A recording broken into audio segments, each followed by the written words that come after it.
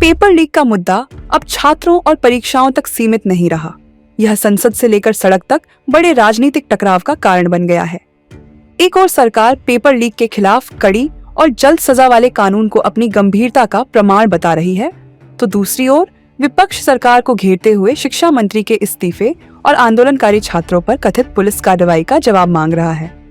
Report के अनुसार paper leak को लेकर कांग्रेस के आंदोलन और शिक्षा मंत्री धर्मेंद्र प्रधान के इस्तीफे की मांग के बाद सत्तारूढ़ भाजपा और कांग्रेस के नेतृत्व वाला विपक्ष आमने सामने आ गया। दोनों पक्ष अपने अपने तर्कों के साथ जनता के बीच संदेश पहुंचाने की कोशिश कर रहे हैं। इसी टकराव के कारण संसद की कार्यवाही भी प्रभावित हुई। विपक्ष ने विरोध प्रदर्शन और नारेबाजी के जरिए सरकार से जवाब मांगा, जबकि सत्ता पक्ष ने विपक्ष पर चर्चा से बचने और सदन नहीं चलने देने का आरोप लगाया। लगातार हंगामे के बाद लोकसभा अध्यक्ष ओम बिरला ने गतिरोध समाप्त करने की पहल की। रिपोर्ट के मुताबिक अध्यक्ष के प्रयासों के बाद विपक्ष इस मुद्दे पर चर्चा के लिए तैयार हुआ। यह घटनाक्रम इसलिए भी महत्वपूर्ण है क्योंकि अब पेपर लीक से जुड़े सवाल सदन के रिकॉर्ड पर आएंगे। विपक्ष सरकार से परीक्षा व्यवस्था, छात्रों की सुरक्षा और दोषियों पर कार्रवाई को लेकर स्पष्ट जवाब मांगेगा। वहीं सरकार अपने प्रस्तावित कानून और अब तक उठाए गए कदमों को सामने रखेगी।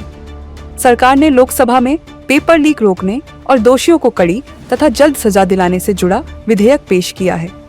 सरकार का दावा है कि इससे परीक्षा व्यवस्था में सुधार होगा और पेपर लीक जैसी घटनाओं पर स्थायी रूप से अंकुश लगाने में मदद मिलेगी। सत्ता पक्ष इस विधेयक के जरिए छात्रों और अभिभावकों को यह संदेश देना चाहता है कि सरकार समस्या को गंभीरता से ले रही है। भाजपा इसे जिम्मेदारी और निर्णायक कार्रवाई के रूप में पेश कर सकती है। साथ ही उसका प्रयास होगा कि विपक्ष पर केवल राजनीति करने और समाधान में बाधा डालने का आरोप लगाया जाए।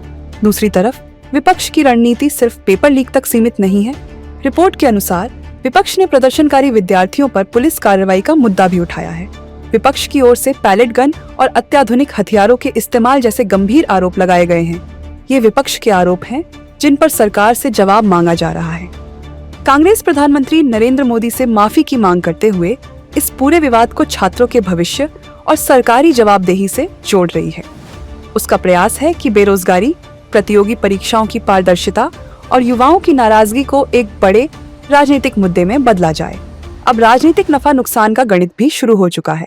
सरकार कानून पारित कराकर यह दिखाना चाहेगी कि उसने समस्या का ठोस समाधान दिया, लेकिन विपक्ष सवाल उठाएगा कि पेपर लीक हुआ ही क्यों और पहले कार्रवाई क्यों नहीं हुई।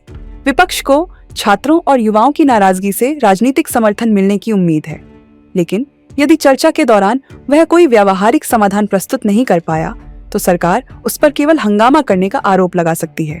फिलहाल सभी की नजर संसद की चर्चा पर है। असली सवाल ये है कि क्या यह बहस परीक्षा व्यवस्था को सुरक्षित और पारदर्शी बनाएगी या फिर छात्रों का मुद्दा राजनीतिक आरोप प्रत्यारोप में उलझकर रह जाएगा। देश दुनिया की ताज़ा खबरें और वीडियोस के लिए अभी डाउनलोड करें पत्रिका ऐप।